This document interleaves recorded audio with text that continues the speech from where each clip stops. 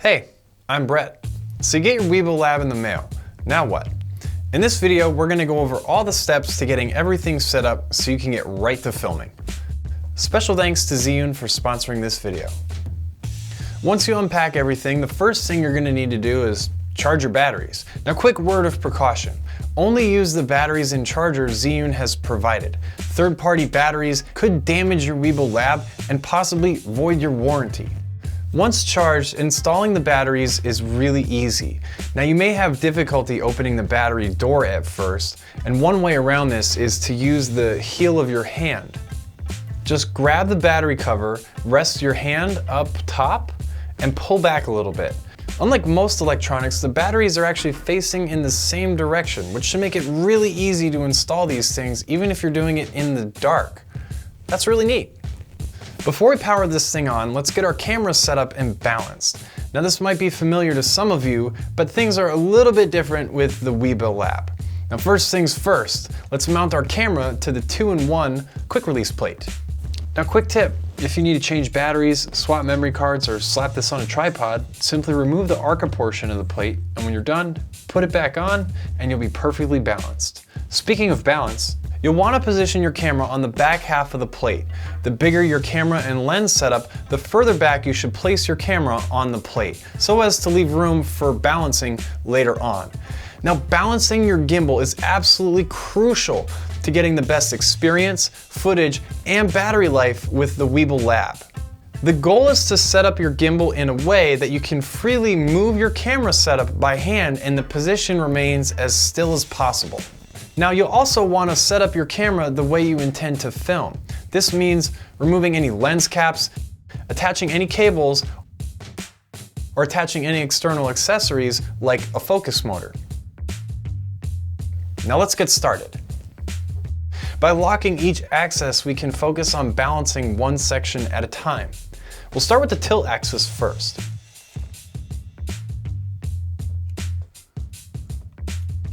Now, anytime you see the weight shift to one side too much, you simply need to shift the weight in the opposite direction. Once you get close, very small adjustments become very important. With the tilt axis, we actually need to make two adjustments. First, we'll shift the camera weight on the plate so it stays level. Then we'll adjust the tilt arm height. If it's too high, it'll have trouble staying upright. If it's too low, it will only stay upright. Perfect. Now we'll lock this axis off and move on to the roll axis. The adjustment knob is found on the bottom of the plate towards the front. If the knobs are getting in the way for whatever reason, you can easily adjust them by pulling down, moving them, and then let go. Pretty cool. Now unlock the roll axis and make your adjustments. Once you're close, you can test it out by rolling your camera left or right and letting go. Now here's a hint.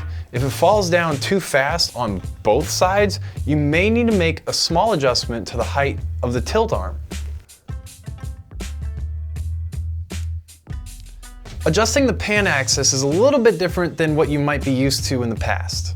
First, we'll need to adjust the tilt axis so the camera is pointing a little upward. Simply lock the switch and you'll feel it snap into place. Then roll your gimbal to its side and make your adjustments.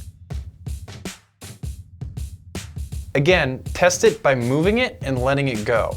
You may still need to make an adjustment to the tilt axis here as well. Now it's falling down on both sides too fast here, so we're going to need to raise the tilt height up just a very little bit. And this is where very, very small adjustments come into play. Great! Now that it's balanced as best as possible, let's power this sucker on. Now, quick tip, once it's powered on, if you need to make any adjustments or remove your camera, you can simply enter standby mode by pushing and holding the POV button. Push and hold the POV button again to turn the motors back on. And if you want even more fun, double tap the POV button for vortex mode. Infinite roll, baby. Oh yeah. Now we need to select the proper motor strength setting. To access the menu, press down on the jog dial where you see these three little dots. Scroll with the jog dial to navigate. Wheel is for the focus motor. Joystick gives you various parameter settings for the joystick. Calibrate, you're not going to need to do that often. Now, angle allows you to fine-tune some level adjustments for your camera after you've perfectly balanced your gimbal. And then about gives you firmware information about the Weebill Lab. Let's go back to the motor. Pressing right confirms and goes to the next page. Now, it might be tempting to just set this thing on high and forget about it, but that can lead to jittery footage and increased battery consumption. Having the proper motor strength setting is crucial to having the best experience with any gimbal that you're using. So just simply test out the different motor strength settings. With my A6300 and 18-105 lens, I can safely use this on the low motor strength setting because I've perfectly balanced my gimbal. And yeah, that's it. We're ready to start shooting. Now there's a whole lot more to cover with the Weebill Lab. In future videos, we're gonna go over connecting your camera, using image transmission.